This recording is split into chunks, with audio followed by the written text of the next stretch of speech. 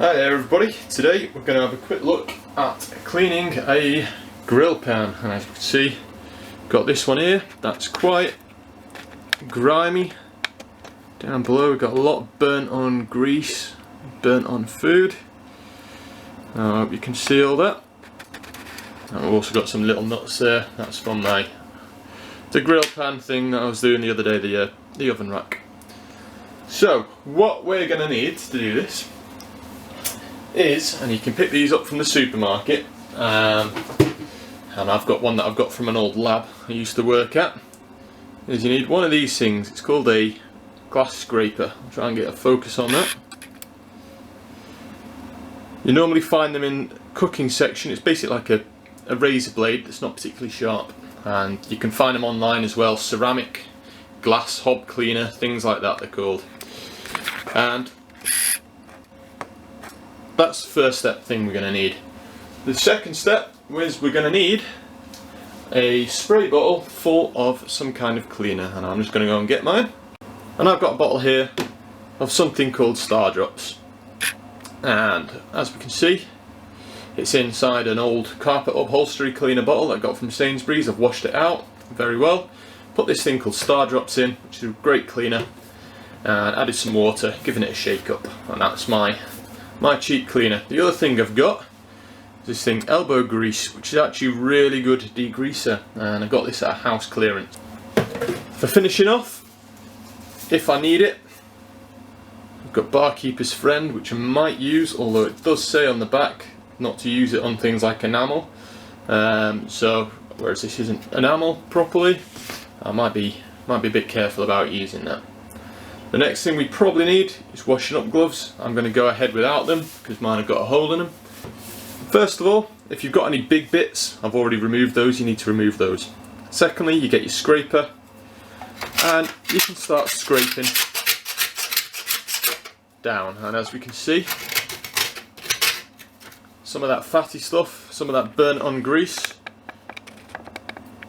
is starting to come off.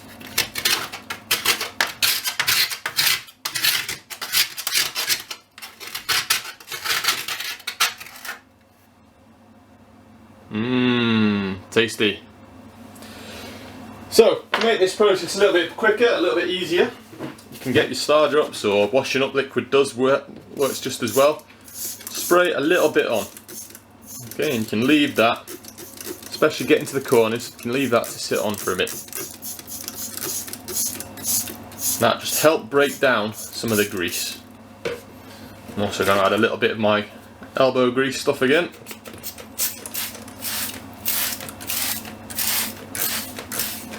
And the detergents will go to work on that grease. You're going to give it a good scraping. I'm going to stop the video while I scrape it, and I'll move on. Come back to the next part when I've finished scraping it. So after you've finished scraping it, you'll want to get rid of all this gunky shit that we've got here. Okay, it's disgusting. So get a bit of kitchen paper, kitchen towel, sweep it all up, grab it, chuck it in the bin. Might need a couple of bits of kitchen towel just to get it all. And once that's all gone, you'll be able to see if there are any spots that you need to go over again. Like you can just see in this top corner here, up there's a little bit more that I need to do, and in the corners as well. I could probably do with going again, and on the sides. So I'll give that a go. When I've finished that off, we'll move on to the next step. Alright, and there we go. That's after a good scraping, and as we can see, it's almost perfectly clean. I've also done on the tops here, along these sides, and on the bottom, just give it a good clean up. Now it's pretty good there, it's almost perfect. But what I'm going to do is I'm going to do the same technique as I used with my grill rack, the oven racks the other day. Put it in a bath full of hot soapy water, with biological washing powder, break down everything else because I'm going to get it perfectly clean so it's going to look like it's brand new. If you've not seen the last video, I will post a link up in the top corner here, and you can click on that and you can watch it.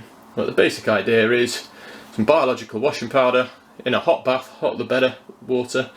Give it a mix with a spoon, wooden spoon or plastic spoon. I've got a big stirrer from my home brewing. and then dunk stuff in and leave it to soak for a bit, and it should break down all the fats quite nicely. Anyway, I'll come back to it again when I've done that bit. Alright, it's been soaking in there for a bit. So, let's have a look at it.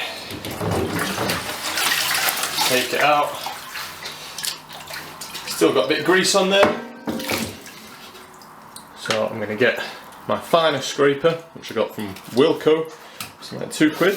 The first thing I'm going to do, give it a quick scrape over. Everything should be a lot looser now and come off a lot easier. And I'm going to speed this bit up.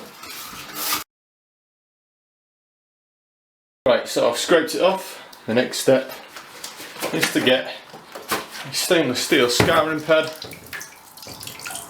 Something like that one. I'll try and get it into focus.